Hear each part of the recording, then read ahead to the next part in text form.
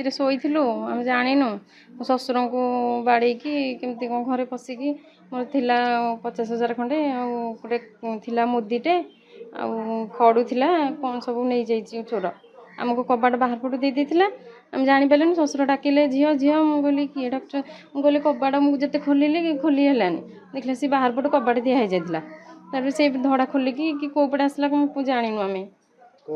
ମୋ ସ୍ୱାମୀ ବି ନଥିଲେ ପାଖରେ ସମୟ ଆମେ ତ 2টাରେ ଉଠିଲୁ ସିଏ କେତେବେଳେ ଆସିଥିଲା ଆମେ ବି ଜାଣିନୁ ଆମେ ସମାନ 2টাରେ ଉଠିଥିଲୁ ଜାଣିନୁ ଜମା ଚୋରି ସେ 50,000 ଖଣ୍ଡେ ମୋ ସ୍ୱାମୀ ରଖିଥିଲେ ଯେଉଁ ଆଣିଥିଲେ ବେପାର ପଇସା ଆଉ ଗୋଟେ ମୁଦି ଥିଲା ଆଉ ସବୁ ସୁନା ଜିନିଷ ବାହାରେ ରଖିଦେଇଥିଲୁ ଇଏରେ ବ୍ୟାଙ୍କରେ ଆଉ ଖଡ଼ୁ ଆଉ ବି କାହିଁ ଗାଁରୁ ଶୁଣାଯାଉଛି ଆଉ ଜଣଙ୍କ ଘରେ ବି ଚୋରି ହେଇଛି ବୋଲି ଶ୍ୱଶୁରଙ୍କ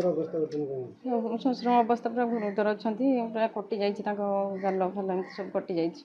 ମେଡ଼ିକାଲ ଯାଇଥିଲେ ଚେକଅପ୍ କରିକି ଆସିଛନ୍ତି ଘରେ ଶୋଇଛନ୍ତି ପୋଲିସ ଆଜ୍ଞା ଆସିଥିଲେ ଫଟୋ ଉଠେଇକି ଯାଇଛନ୍ତି ସେମାନେ ପେଟ୍ରୋଲିଂ କରିବା ପାଇଁ ଆସିଥିଲେ ଆସିକି ଦେଖିକି ଯାଇଥିଲେ ଆଉ ଆସିନାହାନ୍ତି ଆଲମାରି ଠାକୁର ଘର 2টাରେ ଉଠିଲି ପ୍ରସାଦ କରି ଗଲି ପ୍ରସାଦ କରିକି ଆସିକି ଠାକୁର ଘର ଦେଖିଲି ଖୋଲା ଅଛି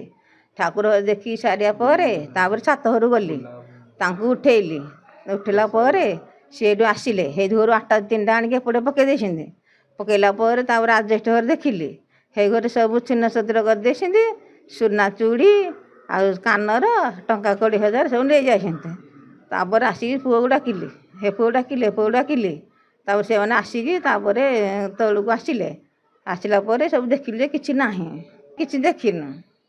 ତାଲା ଖାଲି ଖୋଲିକି କବାଟ ଖୋଲା ଥିଲା ତାପରେ ଲୋକମାନେ କିଛି ଦେଖିନୁ କାହା କେତେ କିଏ ନେଇଛନ୍ତି କ'ଣ ସବୁ ଖାଲି ଘର ପଡ଼ିଥିଲା ସବୁ ଖାଲି ଖୋଳାମୋଳା ଏରା ସବୁ ଦେଖିଛୁ ଏମିତି ହେଲେ 3 ଲକ୍ଷ ଟଙ୍କା ହେବ ଆଉ ପଇସା 20,000 ଆଉ ପୋଲିସ ଆସିଥିଲେ 3:30ରେ ସେ ଦେଖା ଦେଖି କରିକି ଫଟୋ ଉଠେଇକି ଏରା ସବୁ ଦେଖିକି ଯାଇଛନ୍ତି ଆଉ